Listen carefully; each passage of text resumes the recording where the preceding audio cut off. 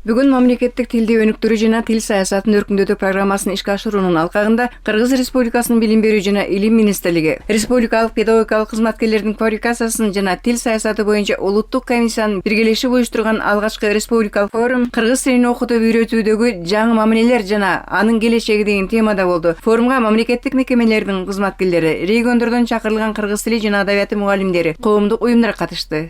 Бүгүнкү форумдун эң негизги максаты бул республикада кыргыз тилин окутуунун жаңыча методикасы, жаңыча көз караштар, анын келечеги жана учурдагы заманбап технологиялар жөнүндө сөз кылуу жана алдыңкы стратегияларды аныктоо.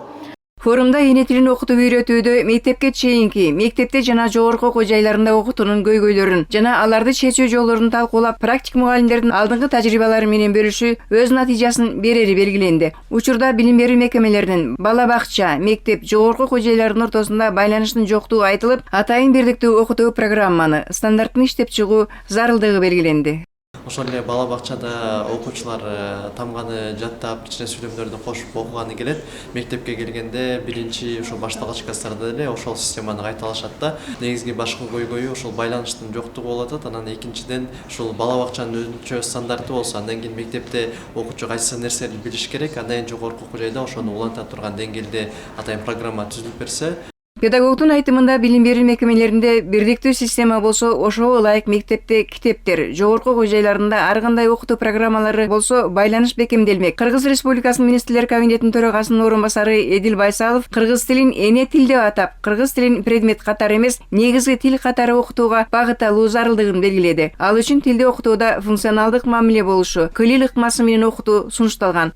Менин максатым кыргыз тил сабагында балдардын сүйлөө кебин, жазма кебин өстүрүү.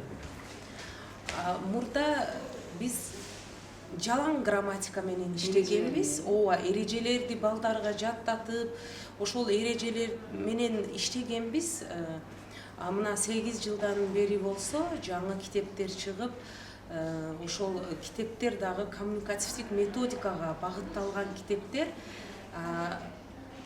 Бул китептерде балдар өзүнөн өзү коммуникацияга, баарлашууга чыгат. Сүйлөбөй калган бала класста жок болот да, бардыгы сүйлөйт, оюн билдирет. Эне тилин окутууда бир топ өзгөрүүлөр, жылыштар болгону менен дагы эле көптөгөн иштеп чыкчу маселелер арбын. Бул багытта форумдун ар бир катышуучусу ойлорун ортого салып, сунуш пикирлерин айтышты.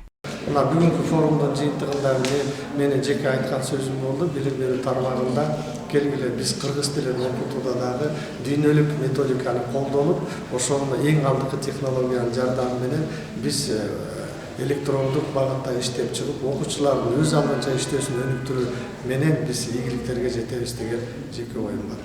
Негизги бүгүнкү күндөгү багыт бул функционалдык мамиле. Дароо үйрөтүп жаткан нерсеңдин турмуштагы кызматын көрсөтөт. Жогоруда айтылгандай, билим берүү мекемелеринде байланыштын жоктугунан жогорку окуу жайларында эне тили ушул күнгө чейин илимдин тили боло албай жатканы, тил окутууда эрежелерден сырткары аны сүйлөй билүүнү үйрөтүү үчүн заманбап технологиялык ыкмалар менен ийгиликтүү окутуп жаткан алдыңкы мектептердин, бала бакчаларынын өкүлдөрү өздөрү даярдаган чебер класстарын көрсөтүштү жана бул өрнөктүү тажрыйбаларды кеңири жайылтуу милдети каралды. Калия Карбекова, Асамат Өлөсбаков, билим жаңылыктарына.